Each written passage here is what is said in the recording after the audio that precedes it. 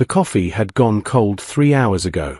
He sat at the kitchen table, phone in hand, staring at the same blank screen that had mocked him for the past 5 days. No calls. No texts. No explanation. His wife had simply vanished into thin air on a Tuesday morning, leaving behind nothing but questions and a half-empty closet. The first day, he'd been worried. Frantic. Even. He'd called her office, only to discover she'd taken sudden leave. Her best friend claimed ignorance. Her parents hadn't heard from her either, though her mother's tone suggested she knew more than she was willing to share. By the second day, he'd filed a missing person report, pacing the police station like a caged animal while an indifferent officer took notes with maddening slowness. "Most adults turn up on their own, sir," the officer had said, not even bothering to look up from his paperwork. "Especially when some of their belongings are missing." That detail had struck him like a physical blow. It wasn't a kidnapping. It wasn't an accident. She had chosen to leave. Chosen not to tell him. Chosen to let him suffer in ignorance while she did. What? Went where? The third day brought a different kind of pain. The worry began to curdle into something darker. He'd taken the day off work, unable to focus, unable to function. He'd walked through their home like a ghost, seeing their life together through new eyes. The photos on the wall suddenly felt like lies. The wedding album in the study mocked him with its promises of forever. He'd opened her remaining drawers, looking for clues, and found only the mundane remnants of a shared life that now felt like a cruel joke. By the fourth day, the pain had crystallized into clarity. He sat in his office, door closed, and made a call to his lawyer friend, David. They'd known each other since college, and David had handled his business contracts for years. Now, he needed a different kind of help. "I need to know my options," he'd said quietly into the phone. David had been silent for a long moment. "You're sure about this?" "I've never been more sure of anything in my life." The fifth day had been spent in action. He'd documented everything meticulously: the missing clothes, the empty bank account she'd drained by half, the lack of communication. He'd changed the locks on their home, boxed up her remaining belongings with mechanical precision, and stacked them neatly in the garage. He'd transferred utilities into his name alone, updated his emergency contacts, and removed her access to his accounts. Each action had felt both liberating and devastating, like amputating a diseased limb to save the body. His lawyer had worked quickly, filing paperwork for abandonment. In their state, 5 days of unexplained absence with clear intent to leave, evidenced by the withdrawn money and packed bags, was enough to start proceedings. It wasn't finalized yet, but the wheels were in motion. Now, on the evening of the fifth day, he sat in the gathering darkness of his kitchen, and felt surprisingly calm. The grief had burned through him like wildfire, leaving behind something harder and clearer. He'd loved her. God, how he'd loved her. But love without respect, without basic consideration, without even the courtesy of honesty, wasn't love at all. It was just a pretty word for something toxic. The sound of a key in the lock made him sit up straight. The key turned once, twice, then rattled uselessly. He heard her muffled curse from the other side of the door. Then came the knock, imperious and impatient. He stood slowly, picked up the envelope he'd prepared, and walked to the door. Through the peephole, he could see her, perfectly made up, designer bag on her shoulder, looking annoyed rather than apologetic. He took a deep breath, steadying himself for what came next. This was going to change everything. But then again, she'd already done that 5 days ago. Now it was his turn. He opened the door slowly, deliberately. She stood there in the porch light, looking exactly as she had 5 days ago, but somehow completely different to him now. Her hair was freshly styled, her makeup impeccable, her designer jeans and cashmere sweater screaming casual wealth. She looked like she'd just returned from a spa retreat, not from abandoning her husband without a word. "The lock doesn't work," she said, not even a hello, as if this were his fault. Her tone carried that particular edge of irritation he'd grown too familiar with over the past year. "Did you break it?" "I changed it," he replied evenly, his hand still on the door, his body blocking the entrance. She rolled her eyes, actually rolled her eyes, and held out her hand. "Well, give me the new key then." "I'm exhausted." He didn't move. Didn't speak. Just looked at her, really looked at her, and wondered how he'd missed so many signs. The entitlement. The casual cruelty. The way she'd slowly eroded his boundaries until he'd become someone he barely recognized. Someone who waited by the phone like a desperate fool while she lived her life without a second thought for his feelings. Hello. She waved her hand in front of his face. Are you going to let me in, or are we going to stand here all night? I need to shower and change. I have brunch plans tomorrow. Brunch plans. She'd been gone for 5 days, and she had brunch plans. Where were you? He asked quietly. She sighed dramatically, shifting her bag to her other shoulder. Does it matter? I'm back now. You should be grateful I came back at all. Jennifer told me I should just stay gone, that you'd be fine eventually. But I decided to give you another chance. The words hung in the air between them like poison. She was giving him another chance. As if he were the one who'd done something wrong. As if she were bestowing some great favor by returning to the home they'd built together, the life they'd promised to share. Something must have shown on his face because her expression shifted slightly, a flicker of uncertainty crossing her features. What? She demanded. Why are you looking at me like that? He held out the envelope he'd been holding. Your things are in the garage. The access code is in here, along with some other documents you'll need to review. She stared at the envelope like it was a snake. What are you talking about? My things are in the house. Our house. No, he said simply. Not anymore. She laughed then, a sharp, disbelieving sound. You're being ridiculous. We had a fight. I needed space. Now I'm back. Stop being so dramatic and let me in. We didn't have a fight, he corrected, his voice still calm, still steady, though his heart was pounding. You left. No note, no call, no explanation. You emptied half our savings account and disappeared for 5 days while I filed a missing person report and worried you were dead in a ditch somewhere. Oh, please. She waved her hand dismissively. You're such a worrier. I'm a grown woman. I don't need to report my every move to you like you're my father. No, he agreed. But you did need to tell your husband that you were leaving.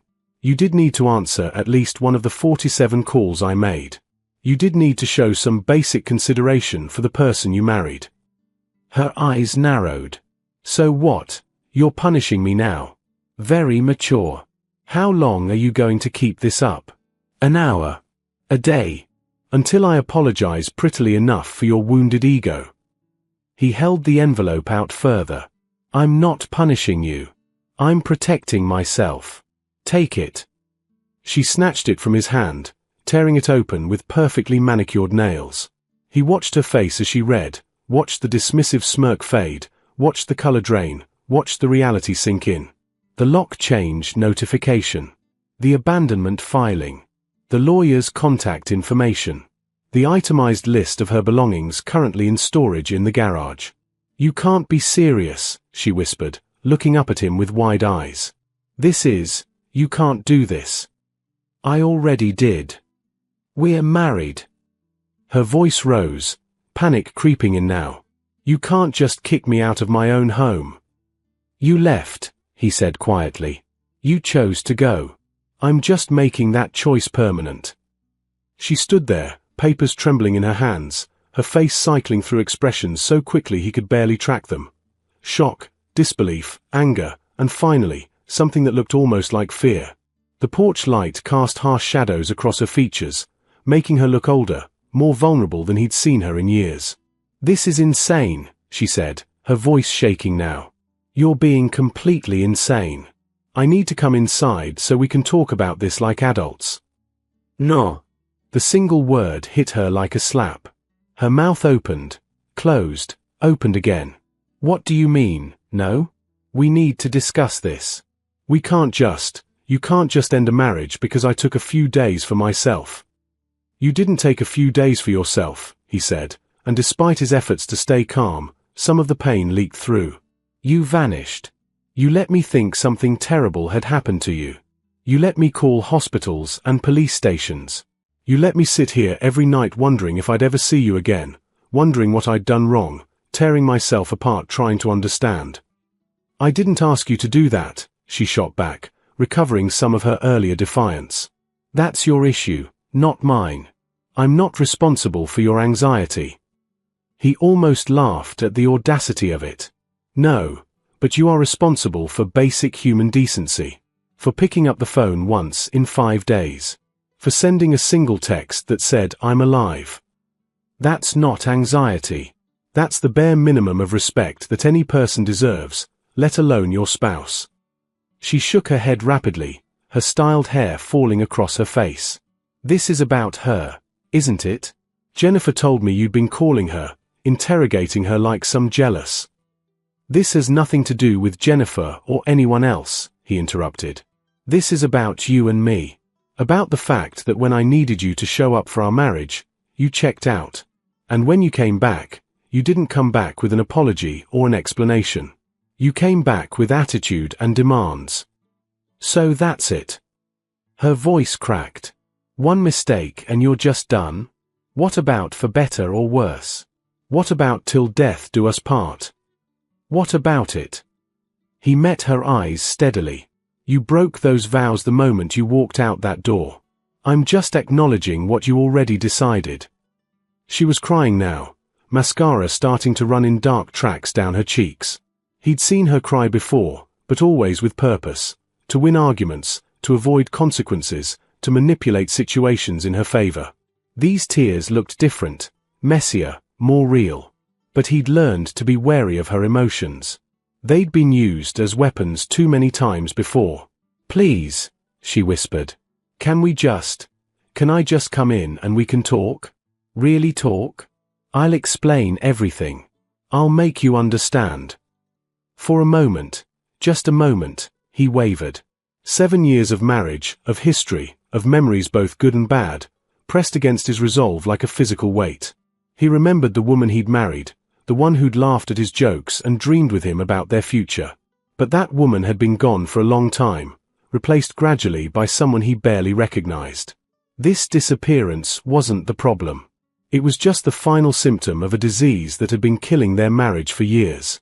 Where were you? He asked again, quieter this time. She looked away, wiping at her face. Does it really matter now? Yes. A long silence stretched between them. From somewhere down the street, a dog barked. A car passed, its headlights sweeping across them briefly before disappearing into the night. I was with friends, she finally said. At a beach house. Jennifer's family's place. We were. I needed time to think.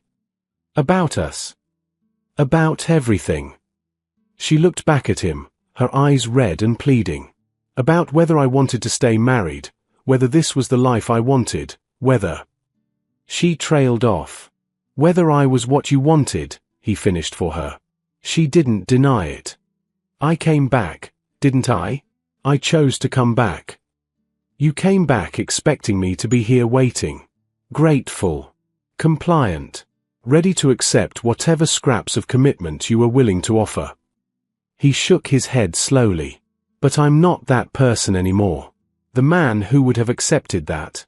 He died sometime around day 3 of your disappearance. So what? You've moved on already. There was bitterness in her voice now, mixed with the tears. 5 days and you've just completely written off 7 years. I've had a lot of time to think too, he said.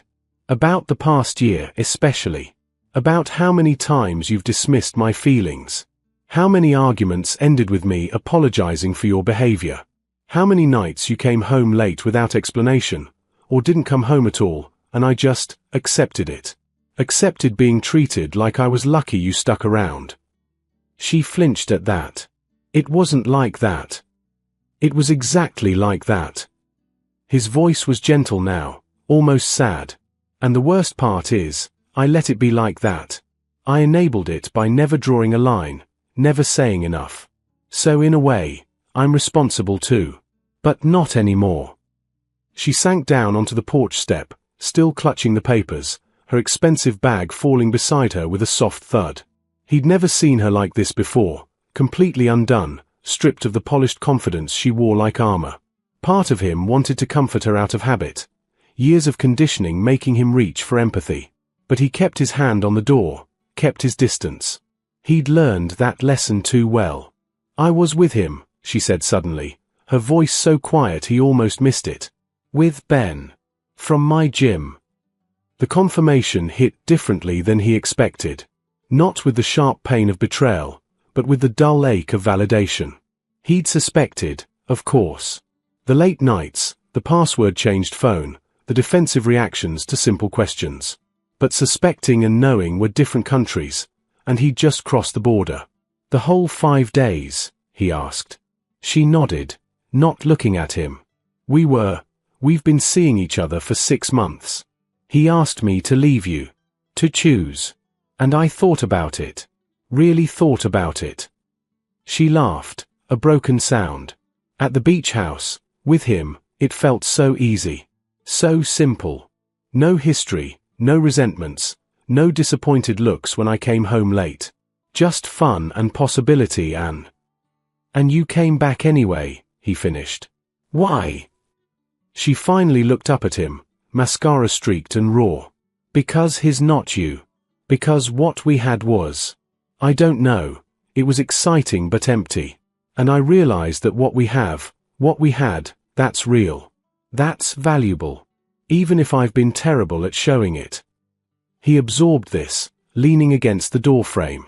7 years, and it came down to this. She'd auditioned his replacement and found him wanting. He should feel vindicated, victorious even. Instead, he just felt tired. So I was the safe choice, he said. The backup plan when the exciting option didn't work out. No, that's not, she stood abruptly. You're twisting it. I'm trying to be honest with you. I made a mistake. I know that now. But I'm here, choosing you, choosing us. Doesn't that count for something? A week ago, maybe it would have. He met her eyes steadily. But you didn't just make a mistake. You made a choice. Every day for 6 months, you chose to betray me. Every lie, every late night, every time you looked me in the eye and let me believe we were okay. Those were all choices. And the past 7 years.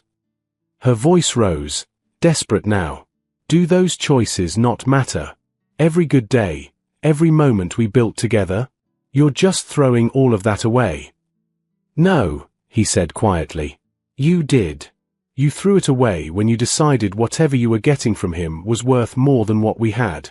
I'm just acknowledging the truth.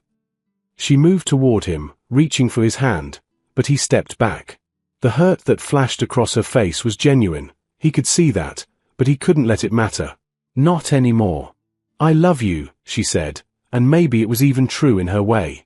I know I've been selfish, I know I've hurt you, but I love you. We can fix this. Counseling, therapy, whatever you want. Just don't give up on us.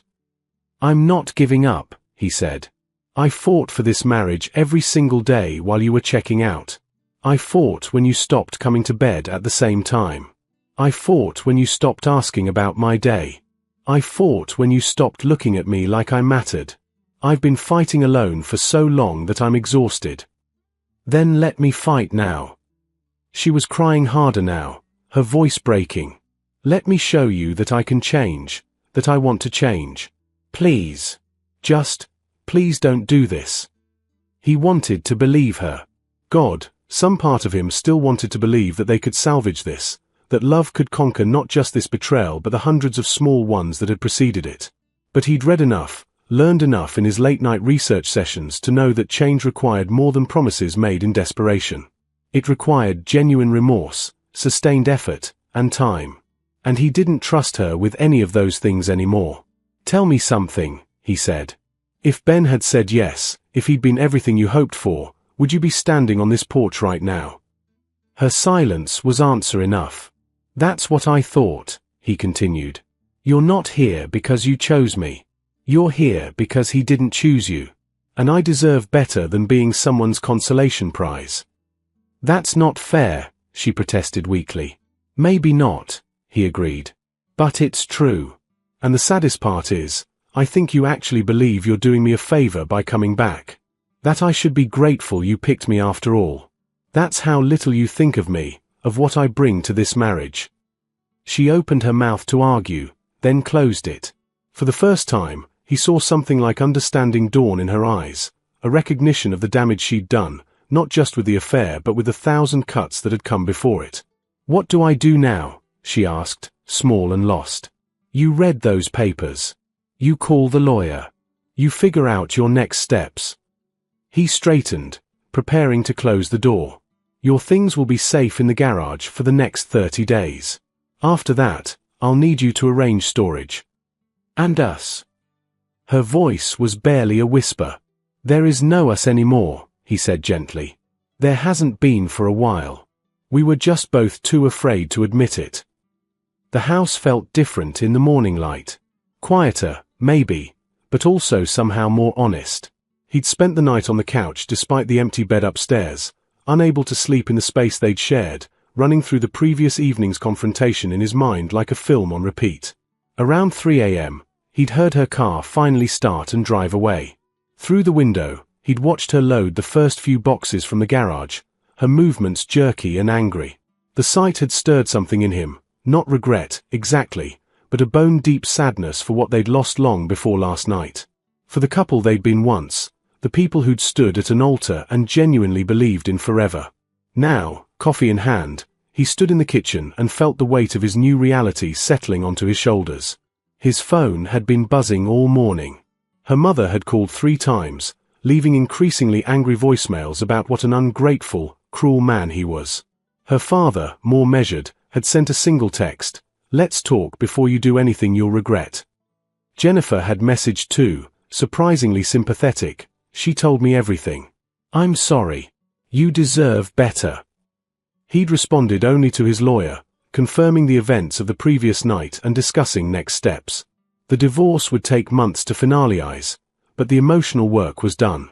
That was the strange thing about endings. Sometimes they happened all at once, and sometimes they happened so gradually you didn't notice until you were standing in the ruins. His phone buzzed again. This time it was his own mother, and he answered. "I heard," she said without preamble. "Are you okay?" "I don't know," he admitted. "Ask me in a few months. Your father wants to know if you need help with anything. Legal stuff, moving, whatever." He smiled despite everything. His parents had never warmed to his wife, though they'd hidden it well out of respect for his choice. His mother had once commented, after too much wine at a holiday dinner, that his wife wore her beauty like a weapon. He'd been offended then. Now he understood. "I'm okay, Mum." "Really? You know what I'm proud of," she said softly. "That you knew your worth. That you didn't let fear or history make you accept less than you deserve. That takes courage." After they hung up, he walked through the house room by room, seeing it with fresh eyes. The living room where they'd hosted friends who slowly stopped coming around. The dining room where dinners had become silent, tense affairs. The study where he'd spent more and more time, retreating into work rather than facing the truth of their failing marriage. The bedroom where intimacy had become another chore, another thing she tolerated rather than desired. He'd have to redecorate, he realized. Not because he couldn't stand the memories, though some of them stung, but because he needed to reclaim these spaces. Make them his own rather than shrines to what had been. Around noon, David called. "She's hired an attorney. Fletcher from Morrison and Associates. He's good, but he's also realistic. They'll push back on the abandonment claim, argue it was a temporary separation, that kind of thing." "Let them argue," he said calmly. "I have the police report, the bank records, the timeline documented. And I have something else." "What's that?" "Her confession. She admitted to the affair last night, told me it had been going on for 6 months. I recorded it." He'd turned on his phone's voice memo app before opening the door, some instinct telling him to document everything. "Is that admissible? In this state? For a divorce proceeding?" "Absolutely." David sounded impressed. "You're thinking clearly." "I'm thinking like someone who's tired of being a victim," he corrected. The afternoon brought more visitors. His best friend Jake showed up with beer and takeout, not saying much but providing the kind of solid, uncomplicated presence that meant more than words. His younger sister called to offer her spare room if he needed space. His boss sent an email checking in, letting him know to take whatever time he needed. Each gesture of support reinforced what he'd been too blind to see during the marriage. He had people who cared about him, who valued him, who wouldn't disappear for 5 days and expect gratitude for returning. He'd been so focused on keeping his wife happy, on being enough for someone who was never satisfied, that he'd neglected the relationships that actually nourished him. As evening fell, he found himself back in the kitchen, the same spot where everything had ended just 24 hours ago. The coffee maker gurgled familiarly. The refrigerator hummed. Life, he realized, would continue. Days would pass. The wound would scab over, then scar, then fade to a dull ache he'd carry but not be crippled by. His phone lit up with a message. From her, "I never meant to hurt you. I hope someday you can forgive me." He read it twice, then set the phone down without responding. Forgiveness might come eventually. He wasn't interested in carrying anger forever. But forgiveness didn't mean reconciliation. It didn't mean forgetting.